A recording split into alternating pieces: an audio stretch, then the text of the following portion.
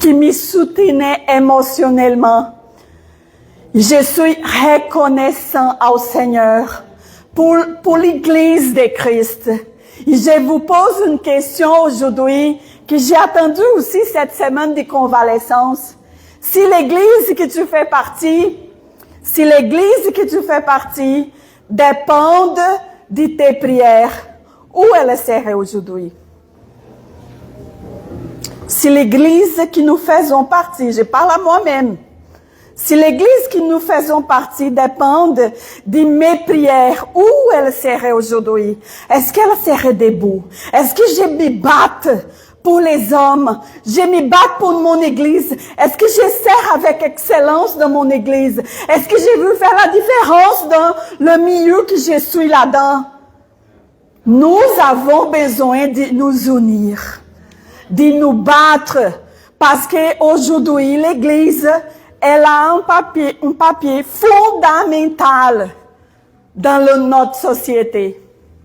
Plus que la politique, l'Église, plus que la politique et le gouvernement, l'Église, elle a un papier positif, fondamental dans notre société. Et je crois au nom de Jésus que le Seigneur il est en train d'enlever le vieux et mettre des choses nouvelles. Des personnes vraiment qui vont s'y battre pour l'Église, pour les âmes, avec amour.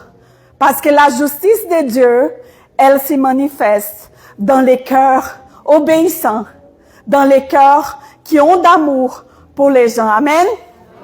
Que Dieu vous bénisse. Merci Seigneur pour le choral, Seigneur, pour les femmes qui sont là aujourd'hui en train de t'honorer, en train de te remercier, Seigneur, en donnant son parti, Seigneur, de ce service aujourd'hui au nom de Jésus.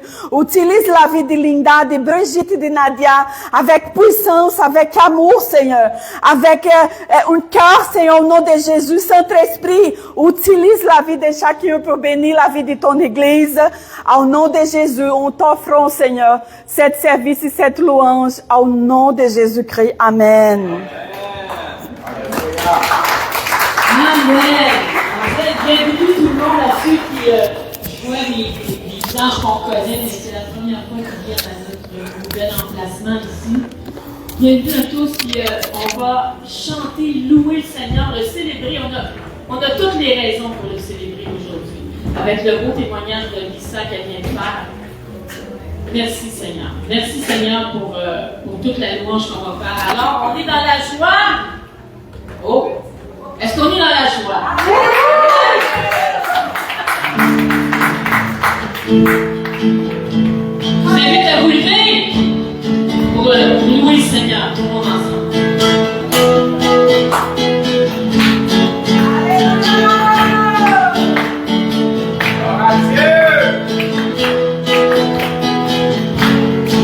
Je chanterai de tout cœur les merveilles de ton papa Yahweh.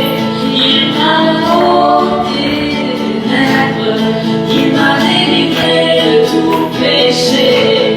Je chanterai de tout cœur les merveilles de ton papa Yahweh. Il m'a ôté des ténèbres, il m'a délivré de tout péché. Mon papa est fidèle, il ne m'abandonne jamais. Je n'ai plus rien à craindre, car Yahweh m'a libéré. Mon papa est fidèle, il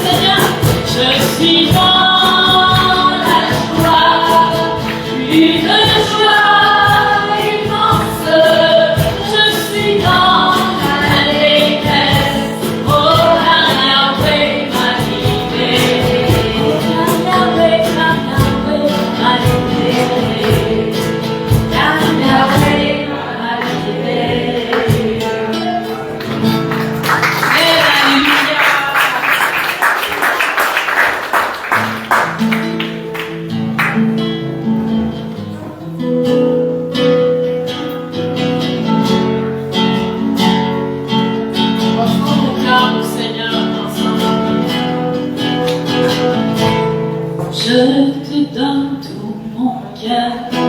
Je te donne ta main. Je ne vis que pour toi seul.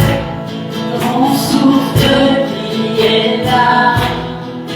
Chaque fois que je me lève, Dieu vient régner en moi. Je te donne tout mon cœur. Je te donne mon âme. Je ne vis que pour toi seul.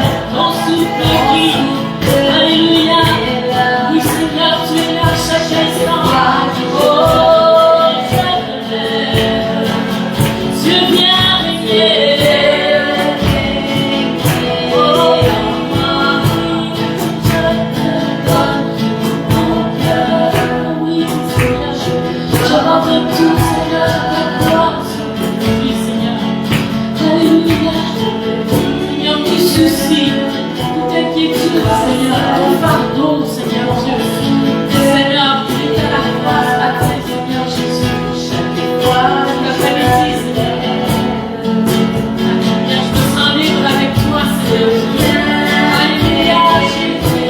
Viens régner, viens régner, viens régner.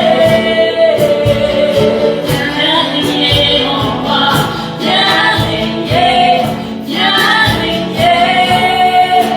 Oh, viens régner en moi, viens régner, viens régner. Viens régner dans ma famille, mon Dieu. Viens régner sur mes enfants. Oh, viens régner sur mon couple, Seigneur Dieu. Alléluia, viens mettre ta main de guérison, de restauration dans le nom de Jésus. Alléluia, papa, nous est près du temps, Seigneur. À dire, Seigneur, avec la vie, fais le chemin jusqu'au cas. Les gens qui ne sont pas sauvés encore, Seigneur, Dieu puissant, viens régner dans nos familles, Seigneur Dieu. Alléluia, Dieu tout-puissant, viens régner, oh, dans mon cœur, dans mes pensées, dans ma vie. Alléluia, Jésus, viens régner, Seigneur, sur mes frères et sœurs, Seigneur Jésus. Alléluia, Jésus, viens restaurer, viens régner, viens libérer les cœurs. Oh oui, Seigneur, enlève la peur, enlève toute inquiétude. Oh, toute anxiété, Dieu, toute peur, Jésus. Tu viens régner avec la paix que personne ne peut donner. Oh Jésus, oh Jésus. Oh, viens régner, viens régner, viens régner, viens régner, Seigneur Dieu. Oh, viens régner, Jésus. Viens régner, viens régner.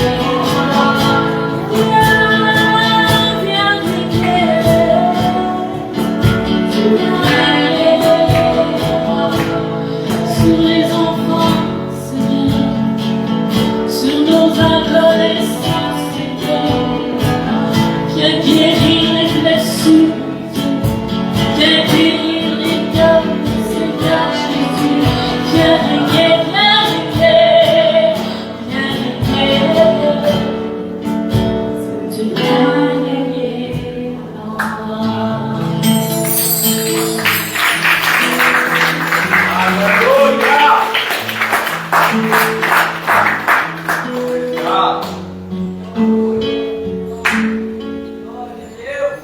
Méprisé, maltraité, opprimé, brisé pour moi, crucifié avec lui. Si je vis, ce n'est plus moi qui vis, ce n'est plus moi qui vis, ce n'est plus moi qui vis, ce n'est plus moi qui vis, c'est Christ qui vit en moi.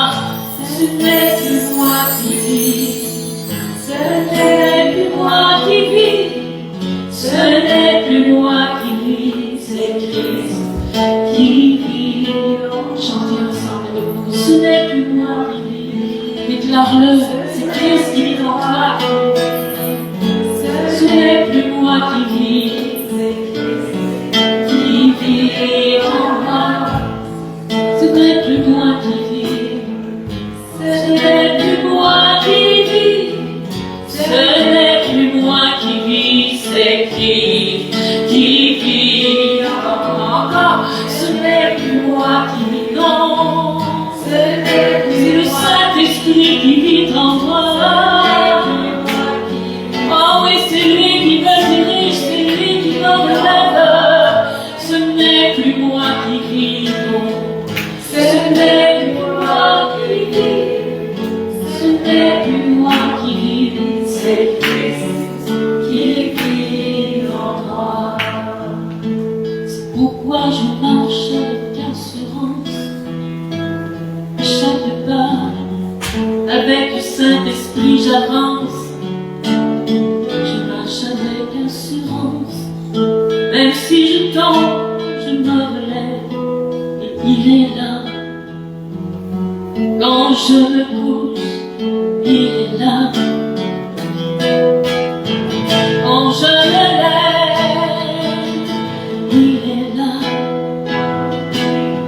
Et quand j'ai peur, oh oui, il est là encore une fois. Oh, quand j'ai mal, quand j'ai froid, quand j'ai peur, il est encore là, toujours là. C'est pourquoi n'aie plus peur, mon frère, ma soeur.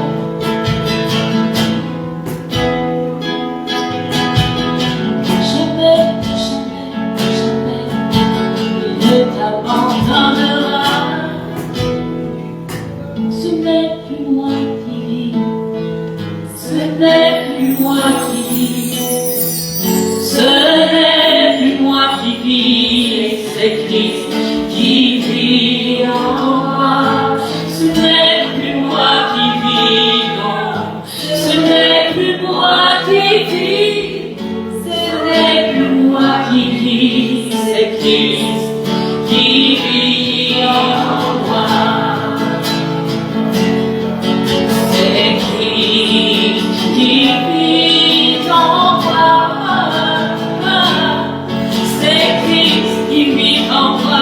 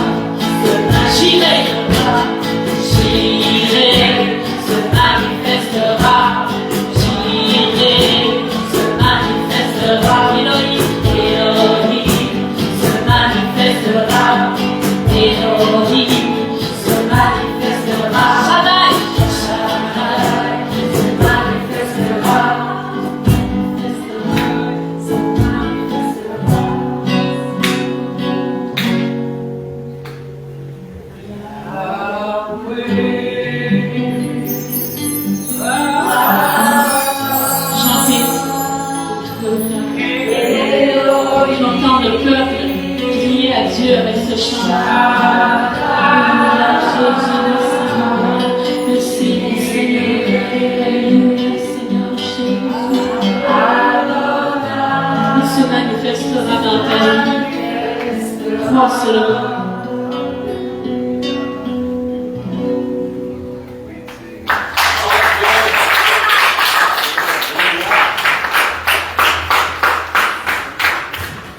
Gloire à Dieu.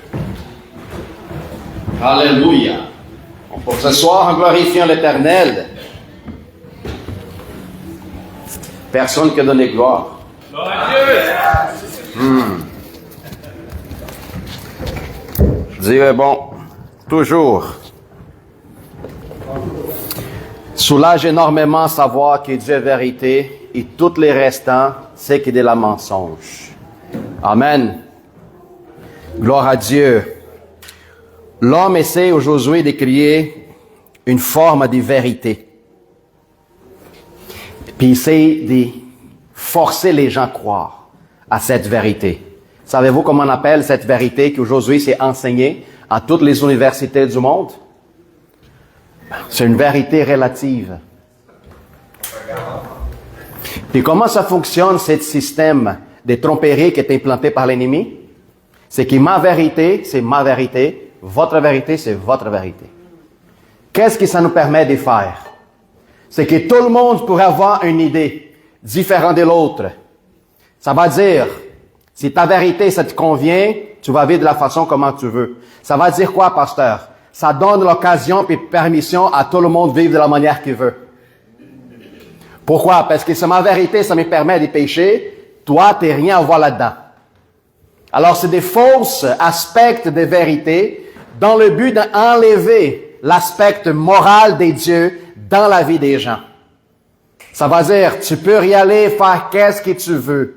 Fais de la façon comme tu veux au soir. Tu peux devenir ton propre Dieu de ton histoire. Puis, si je ne me trompe pas, la dernière fois que j'avais vu ça, c'est écrit dans la Bible satanique. Oh, vous savez pas que les satans n'est pas une Bible.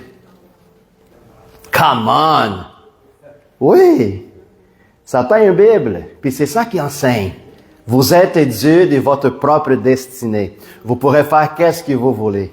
Ce n'était pas ça le but de la création qu'il voulait faire avec Adam et Ève. Alors imaginez-vous, frères et sœurs, comment que lui est rusé d'implanter une fausse vérité dans la vie des gens. Si nous ne sommes pas réveillés, si nous sommes endormis, mon frère Jean-Marc, on va finir pour tomber. On va finir pour glisser. On va finir pour produire la même chose qui était occasionnée dans le jardin. Le fait de vouloir plus, sans voir la possibilité et la capacité, on finit pour tomber dans le piège de l'ennemi. C'est l'homme à l'intérieur, vide des dieux, il cherche toujours à aller plus loin, puis aller plus loin.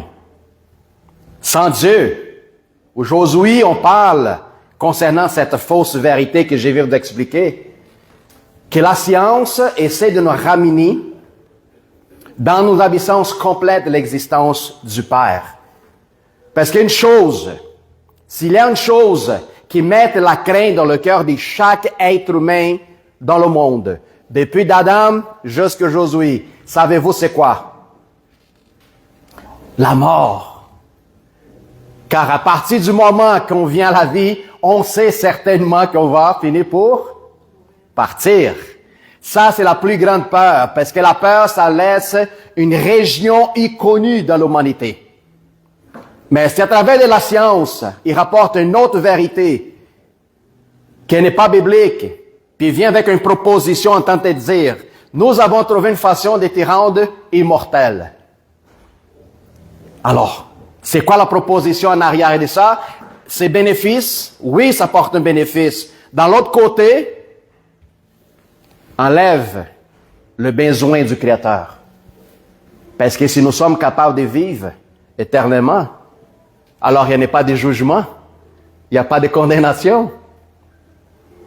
Frères et sœurs, nous sommes dans un temps où ce qu'on devrait être conscient de savoir quelle est la vérité absolue du royaume des dieux, et c'est là de la vérité relative que l'homme essaie de présenter au soi Satan lui-même.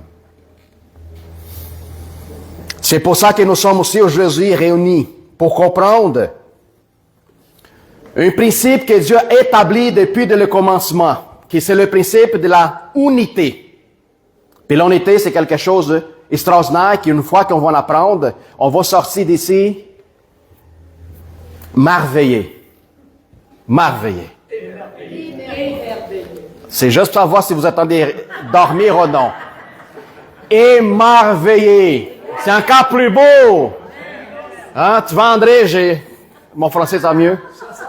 Ça s'en vient, ça s'en vient. Peut-être dans l'éternité, ça va être mieux. Mais tu sais quoi, je pense qu'il n'y a pas de français au ciel. Non, c'est en langue, c'est une autre chose. Oui. Alors, gloire à Dieu. Amen.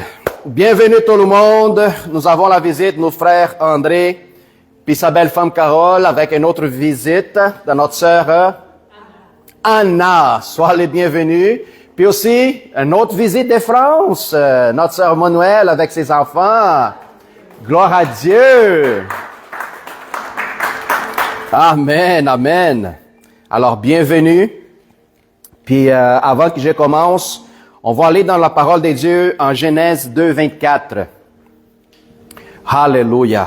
Par éternel, je te loue et je te glorifie, Seigneur, dans cet après-midi, laquelle nous sommes ensemble, tel qu'unité, les corps du Christ, pour qu'on puisse apprendre, grandir, Seigneur, et édifier de plus en plus ton corps. Seigneur, merci, Seigneur, pour nous ramener dans notre position, laquelle nous connaissons aujourd'hui, tel qu'enfants de Dieu. Nous rapportons les ADN de Christ, laquelle on comprend puis on sait que toute chose est possible pour ceux-là qui croient. Seigneur, tout concourt au bénéfice de ceux-là, Seigneur, qui croient en ta parole, mettent la confiance en toi, Seigneur. Seigneur, nous t'y louons et t'y glorifions.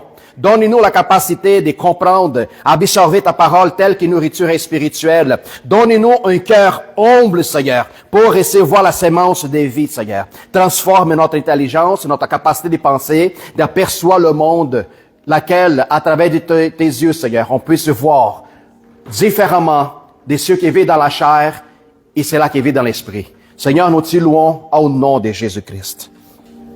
Gloire à Dieu. Amen. Thank you, Jesus. Alors, nous sommes dans le 3e week-end dans cette nouveau local. Ça nous plaît beaucoup. Il y a encore beaucoup de choses à faire. Je demande beaucoup de patience. Avec le temps, les choses vont s'arranger tranquillement. Mais nous avons un travail à faire, frères et sœurs. À côté de vous, est-ce qu'il y a une place vide? Il faut le mettre quelqu'un à côté. Hein? Alors, qu'est-ce que je dois faire, pasteur? C'est simple. Partage la bonne nouvelle. Nous avons un évangéliste aussi, Sylvain, qui s'y rajoute au groupe. Gloire à Dieu. Il était en train d'évangéliser hier. Ceux qui veulent évangéliser avec moi, à tous les samedis midi, dans la région ici, Saint-Michel, je pense. Oui, on va s'organiser de plus en plus. Nous avons le pasteur Benoît, nous avons notre sœur Monique. Alors, que cette église aussi soit connue comme une église qui évangélise, qui partage l'évangile. Une église qui a beaucoup plus à donner qu'à recevoir. C'est ça le but. Amen. Gloire à Dieu. Genèse 2, 24. C'est pourquoi l'homme quittera son père et sa mère, s'attacherait à sa femme et ils deviendront une seule chair. C'est la première chose que le Père a déclarée aussitôt qu'il est fait. L'homme et femme. Alors, je n'ai pas mon téléphone ici avec des informations là-dedans, mais je vais essayer de ramener ça d'une façon simple et directe. Frères et sœurs, Dieu a créé l'homme. Il donne son nom, Adam. Il faut comprendre une chose. Il y a beaucoup de chrétiens qui pensent que Adam, c'est son nom à lui. Adam, ça ne va pas dire tout à fait que c'est le nom. Adam, c'est un homme en train de dire terrien. L'homme de la terre. Puis il faut comprendre aussi une autre chose, que quand Dieu arrivait dans le jardin pour parler avec lui, Dieu n'appelait pas Adam et Ève, viens ici. Non. Il faut comprendre que le nom Adam, c'est l'ensemble de l'homme et femme. Ce n'est pas Dieu qui donnait son nom Ève à la femme, c'est plutôt son mari qui l'a nommé Ève. Quand que Dieu venait dans le tombé du jour pour parler à Adam et sa femme, il lui disait, Adam, il n'appelait pas seulement l'homme, mais quand que Dieu disait, Adam, viens, c'était son mari, l'Adam et Ève qui venaient en même temps. Ça va dire, les autres, ils ont compris le principe et l'idée de devenir une seule chair, en sachant que Dieu a formé l'homme et ensuite après, la femme. Ça nous rapporte une idée aussi à comprendre, qu'à partir du moment que Dieu décide de former les femmes à travers l'homme, il y a quelque chose dans l'homme qui est toujours en absence. Puis c'est le but de laquelle l'homme vient à trouver sa femme, c'est là que l'homme s'y complète lui-même. Alors on regarde puis observe comment est important la présence d'une femme dans la vie d'un homme, pour qu'il lui puisse se sentir complet. Pourquoi? Parce que la femme rapporte l'équilibre dans la vie d'un homme. Moi, parfois, quand je ne sais pas prendre des décisions parce que ma tête est, à un moment donné, droite à gauche, gauche-droite, puis tout ça, ma femme, avec sa sagesse, elle est capable de ramener la confusion puis dire, pourquoi t'es de même? Pourquoi tu fais ça? Si tu fais de cette manière, puis ci, puis ça, je dis, parfois, je ne veux pas admettre qu'elle a raison, mais il faut la donner de la raison. OK? Gloire à Dieu. Puis ça, c'est pourquoi que cet aspect d'unité est aussi important qu'on comprenne dans notre vie chrétienne. La parole, ça va dire devenir une seule chair. En hébreu, ça va dire basar et shad. Basar, c'est chair, nature physique et humanité. Et eshad, c'est unité composée et pas seulement un nombre, mais une union. On pense que l'aspect, quand il dit les deux vont devenir une seule chair, peut-être il y a beaucoup du monde qui dit, pasteur, il parle dans l'aspect sexuel. Non, ça se résume pas là, l'aspect sexuel. Dans la doctrine juive, quand que les autres parlent que l'homme va devenir une seule chair avec sa femme, les autres ils pensent à propos d'enfants. L'enfant, c'est la union entre homme et femme qui devient une seule chair.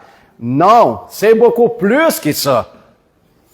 Alors, cet aspect d'union, elle va pas seulement l'aspect sexuel, mais plutôt une effusion d'identité, destinée et de nature. Est profond et fort, connaître et comprendre d'une façon logique, simple et directe, qu'est-ce que cet aspect d'union pourrait impliquer dans notre vie chrétienne aujourd'hui. Ça va vous aider à ramener dans une dimension tellement loin du monde et tellement proche de la présence de Dieu que vous n'imaginez même pas. Puis qu'est-ce qui va me rapporter encore plus, pasteur? C'est simple. Va vous ramener un soulagement puis et proclamer l'évangile d'une façon beaucoup plus simple que vous imaginez. Pourquoi qu'il n'y ait pas autant de chrétiens qui évangélisent, pasteur? Parce qu'il y a bien des chrétiens qui ne savent pas qui ils sont. Un manque d'identité. Un manque de réalité spirituelle par rapport à nouvelle naissance. C'est ça qui nous empêche. Si vous savez au moins que si tous les chrétiens dans le monde, il y en avait l'occasion et l'opportunité d'au moins évangéliser une fois par mois. Je ne dis pas une fois par semaine, je parle d'une fois par mois.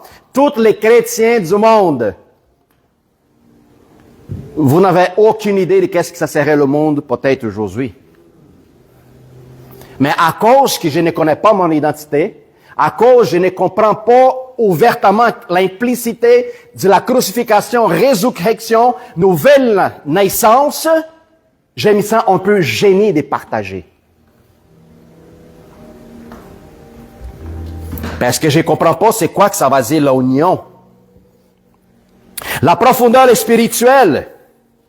Une seule chair, il rapporte 3 dimensions, frères et sœurs. Une seule chair, 3 dimensions. Premièrement, la physique, c'est la union corporelle. Dieu a formé l'homme chair. La deuxième est l'aspect de l'âme. Est-ce que tout le monde ici a une âme? Oui. On devrait être au courant que nous possédons une âme. Puis l'âme, il parle à propos des émotions, volonté et pensée. Et la troisième chose, c'est la partie spirituelle, qui ça va dire que c'est la base sur laquelle on se trouve une alliance avec Dieu. C'est quoi la différence, pasteur, des avant puis après? Avant de connaître l'existence de ton Père, des où ce que tu viens, ton esprit était endormant.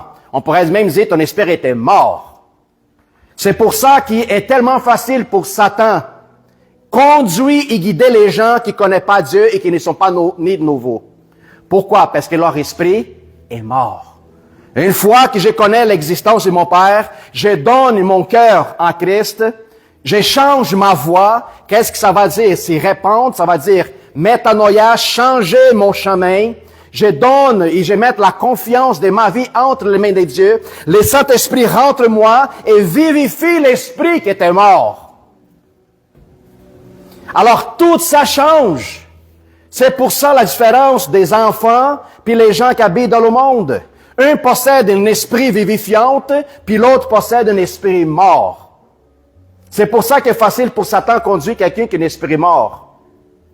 Parce qu'il possède seulement un corps et une âme, un désir charnel. Ils vivent à travers de la convoitise, ils vivent à travers des sensations et des émotions.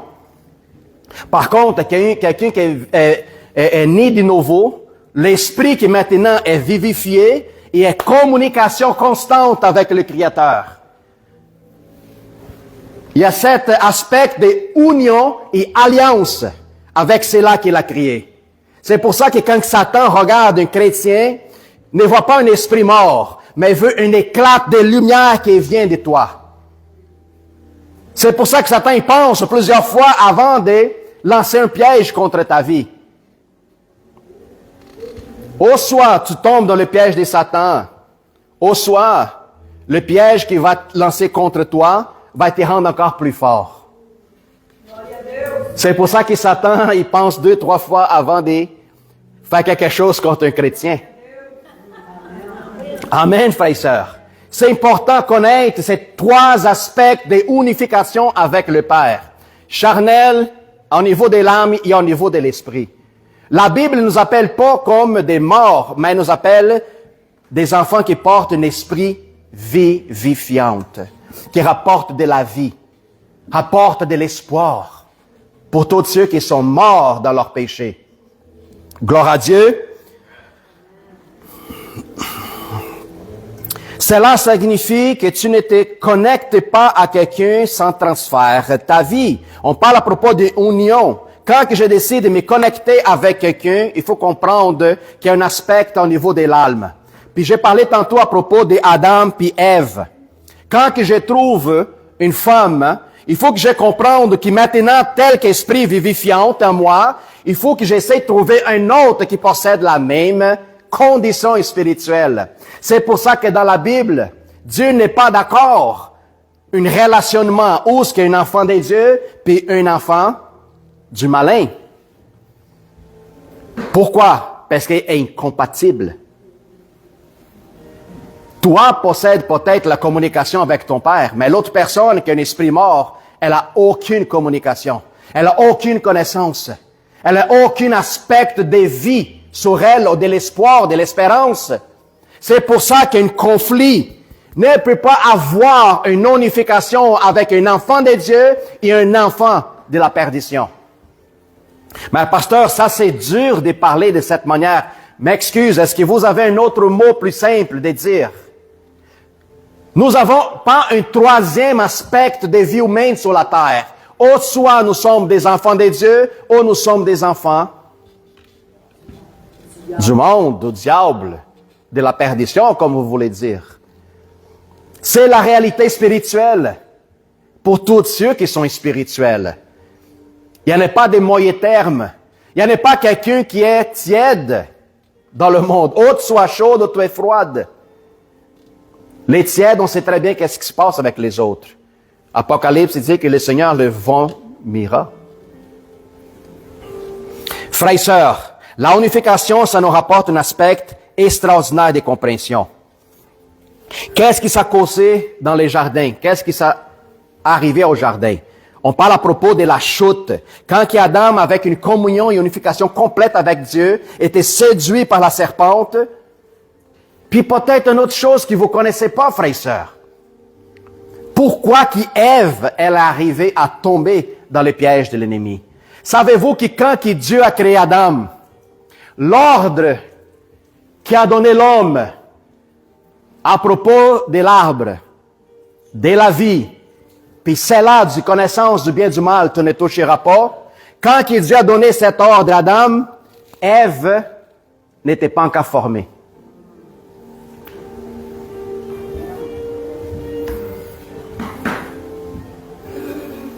Ah, pasteur, c'est pour ça. Elle n'était pas au courant. Oui, frères et sœurs. Il y a bien du monde avec un esprit religieux, quand il regarde la femme, il dit, ben, c'est ta faute, hein? Puis la madame, l'épouse dit, ben, qu'est-ce que tu parles? Ben, tu sais, les femmes au jardin, là, c'est elle qui a mis l'homme à la chute. Non. Je lance la patate chaude vers les hommes. T'es pas fait ta job. Ta job est de protéger puis de surveiller sur ta femme.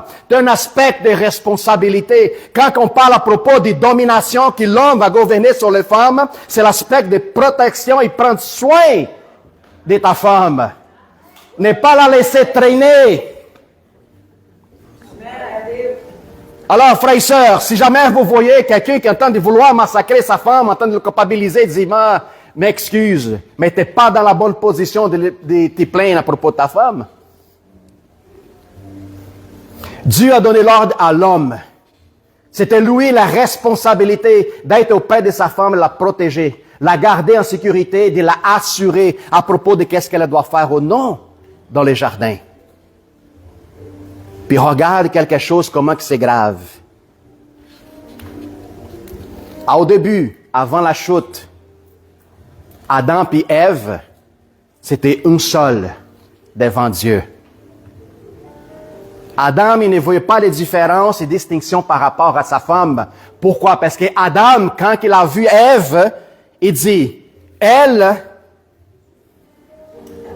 est côte, chair de ma chair. Adam, il n'avait pas vu de distinction entre lui et sa femme. Par contre, quand la chute est venue, quand les autres, leurs yeux étaient ouverts, quand Dieu apparut, puis demande à Adam, qu'est-ce qui est arrivé? Là, la division apparut. C'était pas plus chair de ma chair. Adam regardait Dieu et disait, la femme que tu m'as donnée. C'était quoi la responsabilité de lui? De ne pas culpabiliser par sa femme, et peut dire, pardonne-moi, parce que moi j'ai péché contre toi. Moi, je n'ai pas fait la responsabilité que j'étais supposé de le faire, de protéger ma femme, garder ma maison, prendre en charge la tâche que tu m'as donnée, Seigneur. Pourquoi moi puis elle, nous étions un seul devant toi. Alors, on voit que le péché rapportait la division dans les jardins, et à cause que le péché est rentré, les deux ne pouvaient pas rester. On regarde que quand le péché puis la division apparut au jardin, la honte, elle est venue. Pourquoi? Qu'est-ce qui implique, pasteur, le péché dans notre vie? Ça expose ta nudité. Ça expose qu'est-ce qui était caché. Expose la honte qui avant l'innocence, la simplicité puis l'amour. Le regard de l'amour qui ne juge pas ton prochain.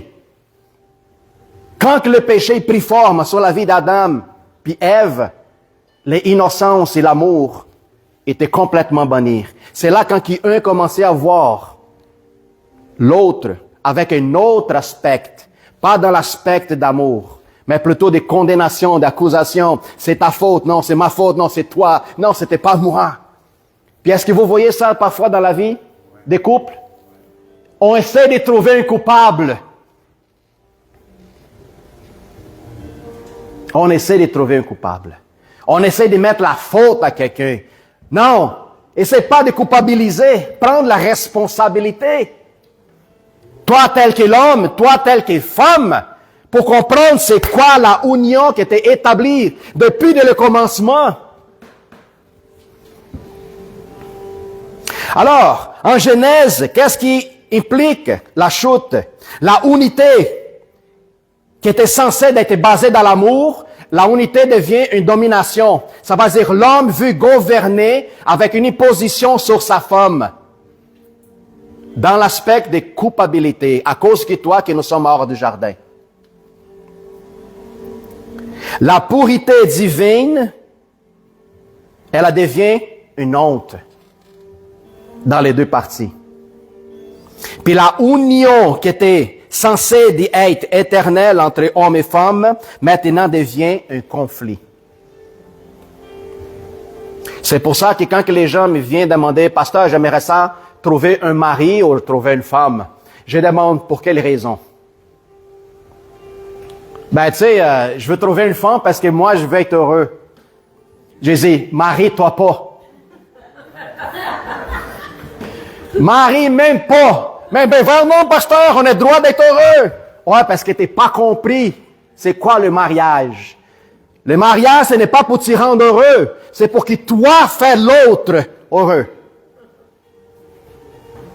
Puis, au moment que tu fais ton copain, ton mari ou ta femme heureux, les résultats deviennent réciproques.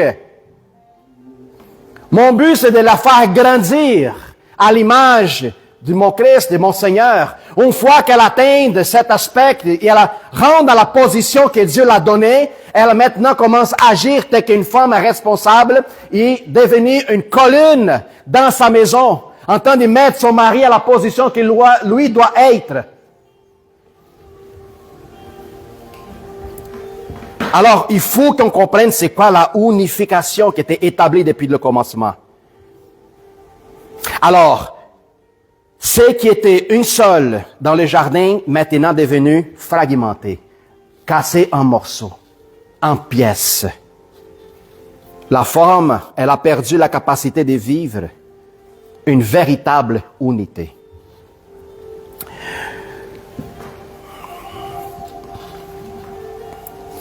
Grâce à Dieu que Jésus il est venu pour que nos yeux soient ouverts. Si le Christ n'était pas là dans le moment donné qu'il est venu, quelle serait de la société aujourd'hui? Dites-moi. Peut-être on ne serait même pas encore ici placé. Jésus est venu pour nous montrer c'était quoi le plan de l'origine.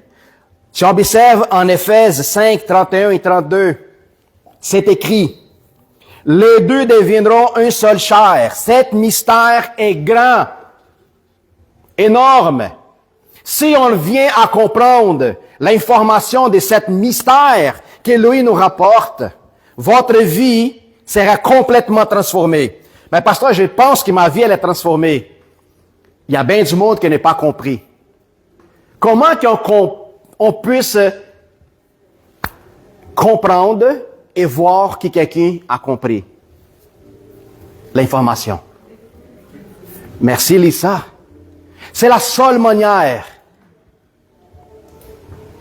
Si Jean-Sébastien vient puis me dit, pasteur, j'ai compris. Je dis, super. Je vais t'observer, je vais te voir. La compréhension, les actions, c'est les évidences de que tu es vraiment compris.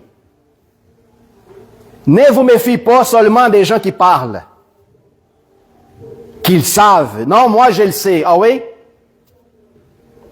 On va donner du temps pour voir si cette connaissance, elle est évidente. C'est le même principe de la foi. La foi, c'est les œuvres, elle est morte. Alors, une connaissance sans application, c'est une connaissance morte.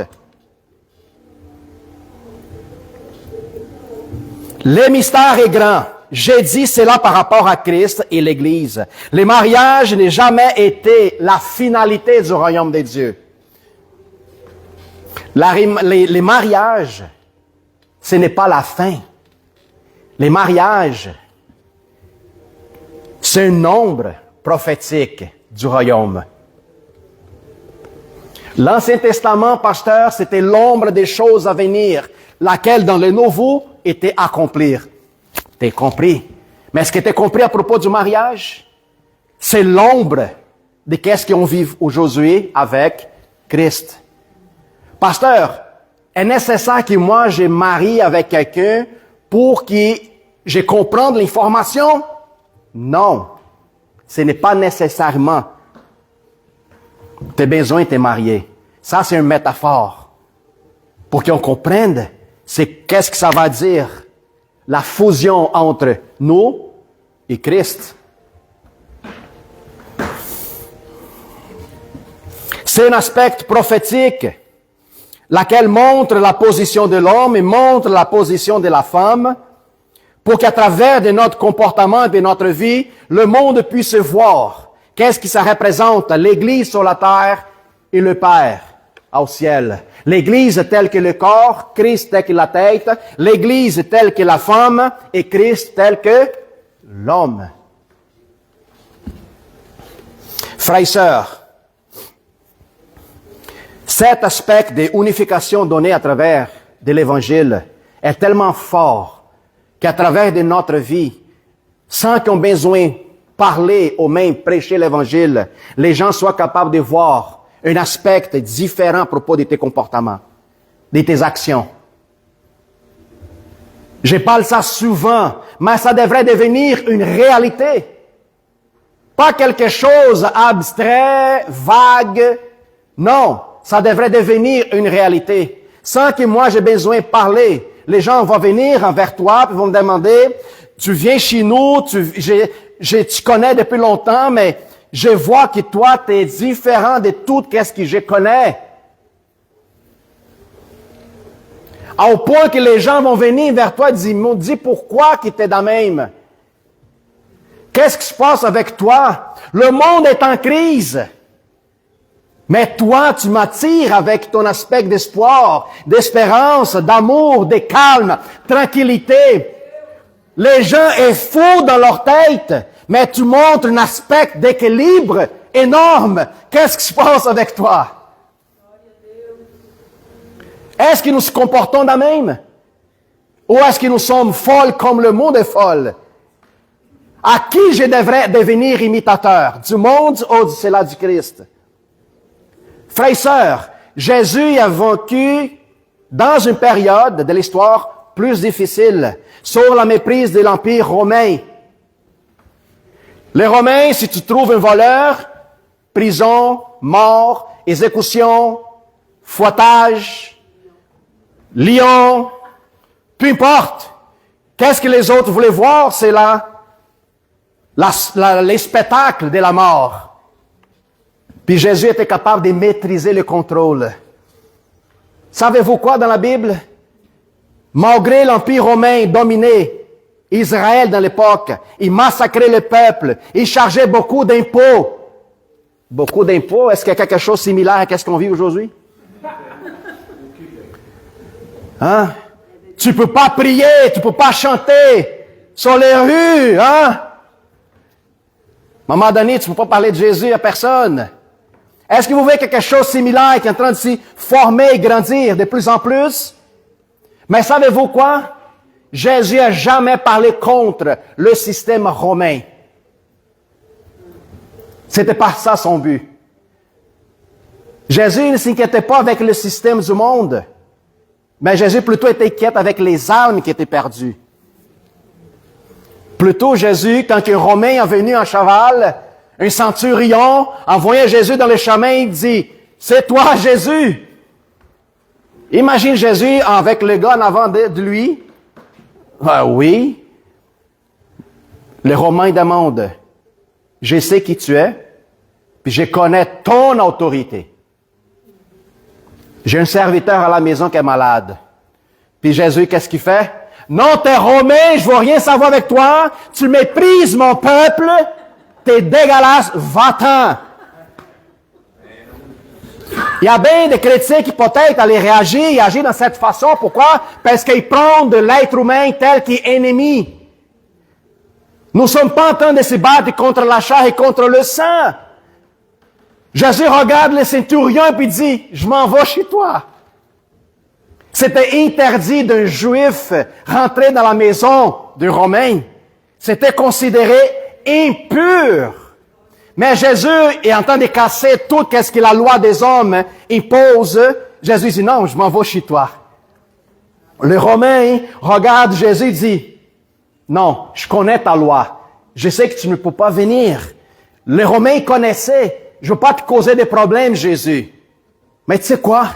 Je connais ton autorité. Dites-moi une parole, puis je sais que mon serviteur serait guéri. Jésus gratte sa tête. Il dit, qu'est-ce qui se passe ici? Qu'est-ce qui se passe? J'ai venu pour les miens, prêcher l'Évangile.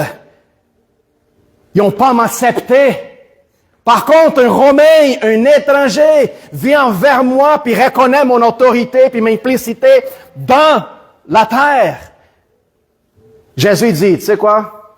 Retourne chez toi, ton serviteur est guéri. Jésus tourne vers ses disciples et dit, j'ai jamais vu telle foi en toute Jérusalem. C'est notre spectre de vie aujourd'hui, frères et sœurs. C'est de la telle manière qu'on devrait vivre et se comporter. Ne pense pas que le gouvernement, la police, ICE, ou peu importe qu'est-ce que tu nommes, les gens qui travaillent dans le Revenu Canada sont tes ennemis. Ne pense pas que notre religion qui essaie d'implanter leur autorité sur le Canada, c'est tes ennemis. Non. Nous n'avons pas des ennemis. Nos ennemis n'ont pas de forme charnelle et de sang. Nos ennemis sont dans la dimension de l'esprit. Nous ne battons pas par nos forces. Nous battons à travers de la prière, qui a un pouvoir extraordinaire dans la dimension de l'esprit. C'est cet équilibre, c'est cette union à travers de l'esprit avec Christ que nous sommes capables de combattre. Thank you, Lord Jesus. Nous sommes plus que vainqueurs en Jésus-Christ, frères et sœurs. Regarde qu'est-ce qu'il dit à Corinthiens 6, 17. Corinthiens 6, verset 17. Celui qui s'attache au Seigneur est un seul esprit avec lui. Un seul esprit. Pas un esprit séparé, non, un seul. Oh, attends une minute, pasteur, ça c'est de l'hérésie. On ne peut pas être un seul esprit avec Dieu. Alors, ma Bible, c'est ça qu'elle dit.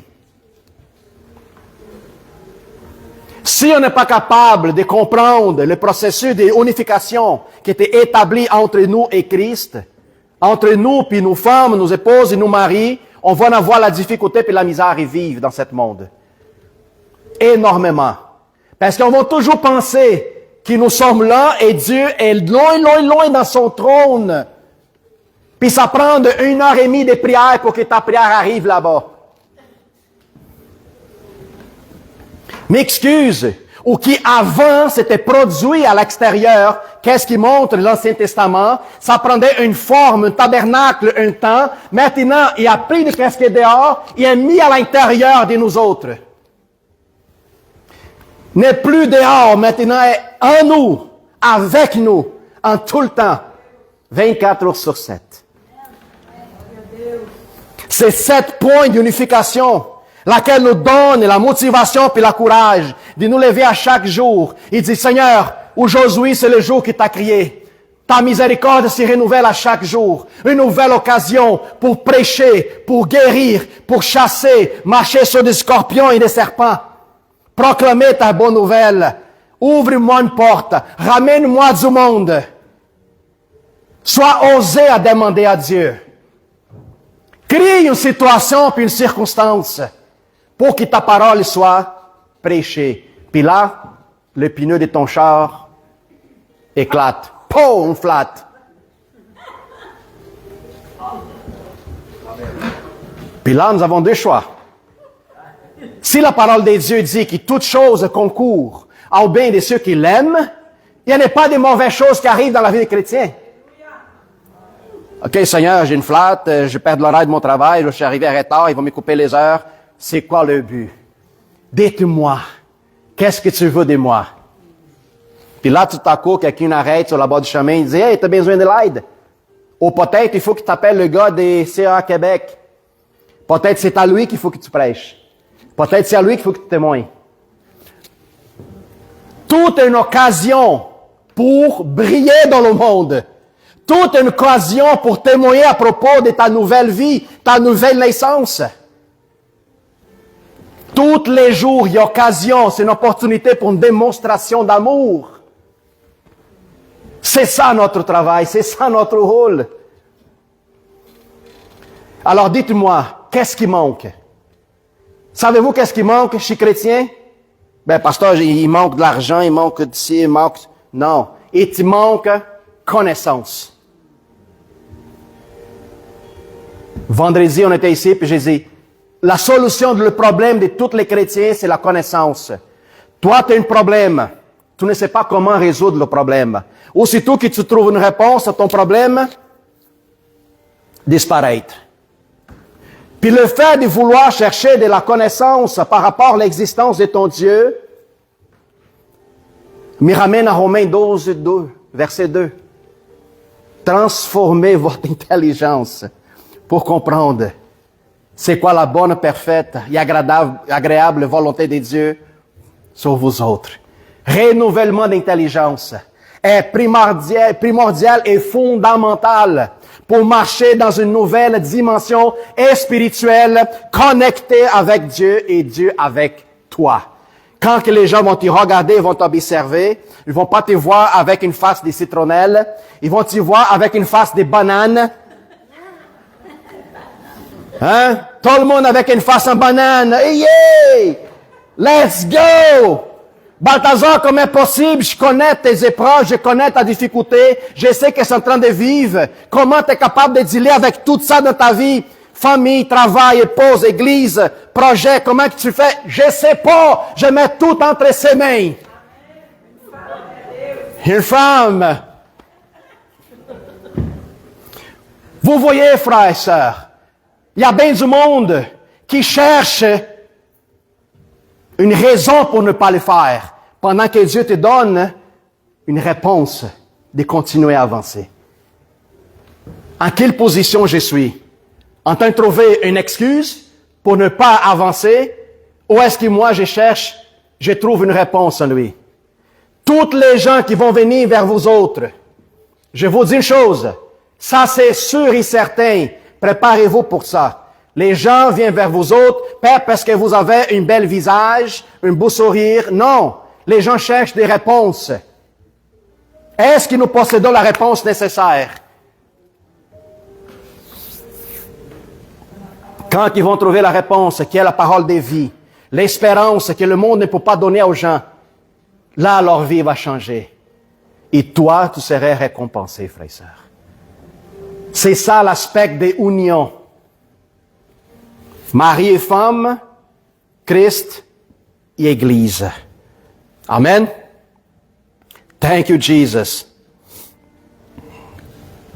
Si vous voulez savoir encore plus profond cette parole que je vous donne aujourd'hui, de telle manière que, pasteur, je veux comprendre plus cet aspect des unions implicitées à la croix, laquelle nous sommes devenus un avec Jésus-Christ, sans vivre un aspect religieux. C'est l'aspect religieux de la parole de Dieu qui a bien des chrétiens qui ne sont pas capables de rentrer dans la promesse, dans l'héritage. La religiosité t'empêche de rentrer. C'est ça qu'est-ce que Jésus a dit aux pharisiens. Vous connaissez la parole, mais vous ne rentrez pas puis vous empêchez que bien du monde rentre. C'est ça qu'est-ce qui fait la religion. Quand que Jésus décide d'ouvrir la porte, la religion essaie de mettre des blocs. Ça va dire, ben non, ça ne peut pas être aussi facile. Il y a certaines conditions et des méthodes à faire. Si l'homme est capable de créer des méthodes et des conditions, ils sont capables de vendre. Hein? Je vais te vendre une méthode facile pour rentrer dans le royaume de Dieu. Non. Si je comprends l'aspect de la union, l'implicité de la croix, que je suis un en esprit avec lui, en train de vivre une vie complètement différente de cela, que l'ancien Balthazar ne savait pas comment, la réponse est déjà avec vous autres. Puis de certaines personnes me disaient, Balthazar, quand tu parles, on dirait pas que tu es humain. Puis je dis, wow, ça a pris du temps pour saisir l'information. Non, je ne suis pas humain. Une chance que tout le monde est assis. Savez-vous pourquoi? L'aspect humain, tu as besoin d'avoir une pensée charnelle. L'aspect spirituel, ça te prend une pensée spirituelle. Alors, pour être humain, ça me prend une pensée humaine. Spirituelle, une pensée spirituelle. Si je suis renouvelé en Jésus-Christ, puis mon esprit est aligné avec lui, alors c'est qui gouverne moi? Si ton pensée charnelle domine et gouverne ta vie, t'es pas mal humain, charnel. Mais si c'est l'homme spirituel, connecté avec Christ, c'est lui-là qui gouverne, je ne suis pas charnel, je suis spirituel. Si c'est l'esprit qui gouverne, je ne suis pas charnel. Je ne vis pas selon la loi de la chair, mais je vis selon la loi de l'esprit. Alors, celui-là qui gouverne toi, c'est celui-là qui va déterminer qui vous êtes. Mais pasteur, nous sommes humains. Non, tu n'es pas ça. Ça, c'est les vases. Tu es plutôt celui-là qui habite dans le vase. C'est ça, frères et sœurs. Quand je me regarde dans le miroir, je ne devrais pas voir cet aspect physique. Il faut que j'observe selon qu'est-ce que mon Père parle à propos de moi. Dieu nous dit, vous êtes spirituel. Alors, je devrais croire à qui? Au miroir qui me montre tous mes défauts, il manque de qualité, ou je devrais croire à Dieu? Quand on s'est réveillé un matin pour venir à l'église, ma femme me regarde et dit, chérie, t'es beau, wow. Je devrais croire à qui? À Jean-Sébastien qui me regarde et dit, hey, t'es pas beau, là. Je dois croire à qui? Hein? Je sais que mon frère est sincère. Mais c'est juste un exemple que je vous donne. Je devrais croire à ceux qui m'ont à cœur. C'est Dieu. Alors, frères et sœurs, nous ne serons plus le même aujourd'hui. Si vous voulez venir vendredi pour écouter la continuation de cette parole, sans l'aspect religieux qui va libérer votre vie complètement et plus. Pourquoi, pasteur? Parce que pour moi, il y en a plusieurs méthodes de comment je devrais faire pour achever au niveau spirituel de Christ. J'ai besoin de transformer mon intelligence. Il y a une seule chose que Dieu, Jésus-Christ, nous a proposé. Puis la parole, c'est le salut. Le salut, ça va dire dans le grec, sozo. Pour ceux qui connaissent le mot sozo, il est divisé en 3 choses. Salut, guérison et délivrance. Est-ce que tu as besoin d'autre chose pour ça? Non, pas du tout.